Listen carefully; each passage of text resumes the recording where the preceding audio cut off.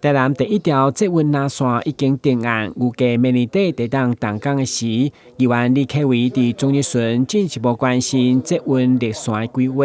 包括建议永华路全面地下化，以及改行运河路线等可能的方案，将地方心声甲市府交换意见。对此，交通局长表示，列线的规划也是以成本、工程的可行性以及对民体冲击上早作为考量。北樱花路，为什么头前咱其中头前较矮啊，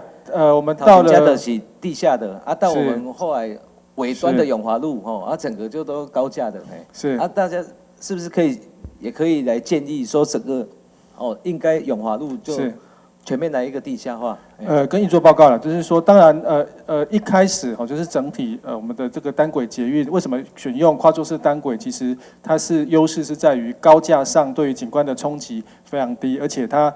成本也比较低所以这个是一开始选择的初衷。那当然，我们现在是用这个单轨，对，我们用跨座式的单轨。那当然，因为这个系统在历史街区的部分，因为街道确实路幅比较窄。那有几个弯其实弯不过去所以才不得已在这个市中心段用地下化处理。所以我们在地下化的选择上，当然要考虑几个事情就是说希望成本不要增加的太多所以我们以及出入土的地方要能够合适的。所以我想现在我们还是维持两端的高架，那中间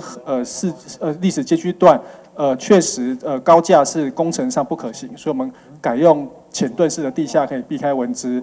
根据了解，台南市修正台南捷运列线地下段向西延伸出土方案，初估经费增加到1027亿。你伫第5摆说明会后，会做路线定案进行府内审查，预计明年送议会第一摆定期会来讨论。台南新闻军局张硕维采访报道。